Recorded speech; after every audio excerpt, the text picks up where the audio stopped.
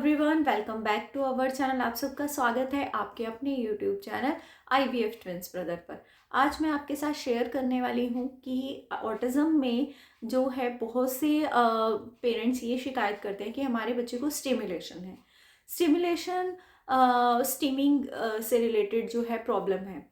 अब देखिए, स्टीमिंग कुछ पर्सन्स ऐसे होते हैं जिन्हें पता ही नहीं होता स्टीमिंग, लेकिन आजकल इंस्टाग्राम इन सब पे देख के हम बहुत ज़्यादा अवेयर हो रहे हैं और बहुत ज़्यादा डाउट में भी जा रहे हैं। अगर हम अवेयर हो रहे हैं तो डाउट में भी बहुत ज़्यादा जाते हैं, क्योंकि बहुत ज़्यादा इससे रिलेटेड वीडियोस आने लगी है, बहुत से ज़्यादा इससे रिलेटेड मेडिसिन और पता नहीं ऑल दैट बहुत सारी चीज़ें इसमें इंक्लूड होने लगी हैं।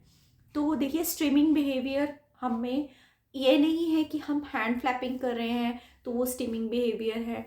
हम बोलते जा रहे हैं, बोलते जा रहा है, बोलते जा रहा है, बच्चा बैबलिंग कर रहा है तो वो स्टीमिंग के अंदर इंक्लूड होता है। बच्चा जो है अलग तरह से रिएक्ट कर रहा है, कई बार वो आई कॉर्नर का यूज़ करता है देखने के लिए, ऊपर देख रहा है, साइड में देख रहा है, तो हम उसको स्टीमिंग बोल देते हैं। बहुत सी चीज़ें स्टीमिंग के अंदर आती हैं। वो अपने आप को सेल्फ रेगुलेट करने की कोशिश करता है।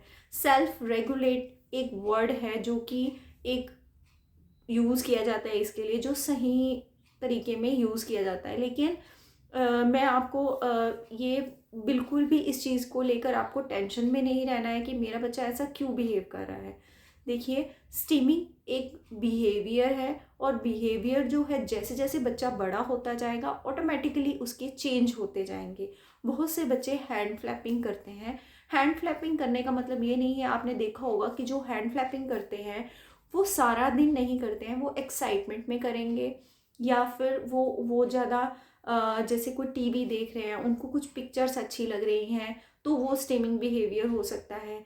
बच्चा जो सारा दिन बोल रहा है, आप देखेंगे, आप बच्चा स्कूल में पोएम सीखता है तो वो सारा दिन घर आके उस पोएम को बोलता रहता है। कई बार बच्चा क्या करता है कि जो है सोते टाइम वो स्टीमिंग करते हैं। कई बार बच्चे लाफ करते हैं, अननेसेसरी लाफ करते हैं। मैं आपको अपने बेटे की बात बता रही हूँ। जब वो बिल्कुल छोटा था वो आई कॉर्नर करता था, लेकिन उसके बाद 4, 5, 6 मंथ के बाद उसने बंद कर दिया।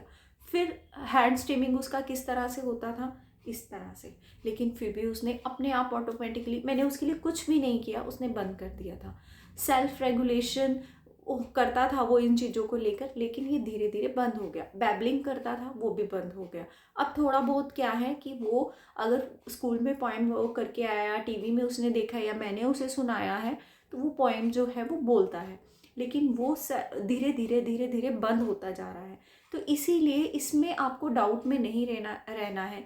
देखिए, आप कॉमनली ऐसा नहीं है कि ये 2-4 चीज़ें हैं, आई कॉर्नर है, हैंड फ्लैपिंग है, लाफ करना है या बैबलिंग करना है, वही सेल्फ रेगुलेटिंग आता है, वही स्टीमिंग में आता है। नहीं, बहुत सी चीज़ें स्टीमिंग में आती हैं।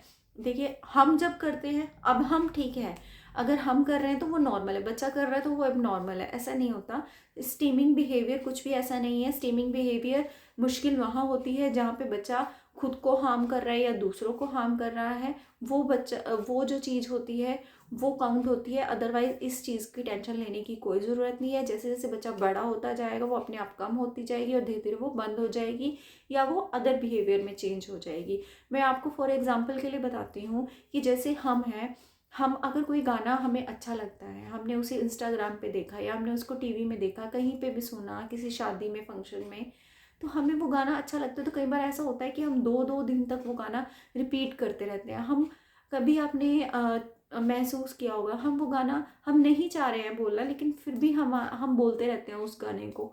तो वो सेल्फ रेगुलेशन है। जब हम टेंशन में होते हैं, आपने देखा होगा, हम अपने नेल्स को इस तरह से करते हैं, तो वो भी सेल्फ रेगुलेशन के लिए करते हैं। हम स्ट्रेस में होते हैं, हम अपने पैरों को हिलाते हैं। हम पढ़ते वक्त अपने आप को इस तरह से, कहीं बच्चों को आदत होती है हिल हिल कर पढ़ना, तो वो भी सेल्फ रेगुलेशन होता है। वो अपने आप को जो है स्टिमुलेशन करने के लिए होता है।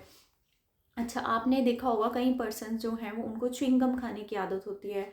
तो ये जो कई कई पर्सन ऐसे होते हैं, वो टीवी देखते वक्त ही खाना खाते हैं, वो मोबाइल देखकर ही खाना खाते हैं। तो ये सारी चीज़ें एक ऐसा नहीं है कि सिर्फ ये 2-4 चीज़ें, बहुत सारी हज़ारों लाखों चीज़ें हैं जो कि स्टिमुलेशन के अंदर इंक्लूड होती है। तो इसको बिल्कुल भी अपने बच्चे को नॉर्मल की तरह देखना है और इसको बिल्कुल भी आपने किसी प्रॉब्लम के अंदर काउंट नहीं करना है। ये धीरे धीरे कम हो जाएगी। हाँ, ये इस बात का ध्यान रखना है कि ये चीज़ जो है किसी को हार्म करने के लिए ना हो, खुद को हार्म करने के लिए ना हो।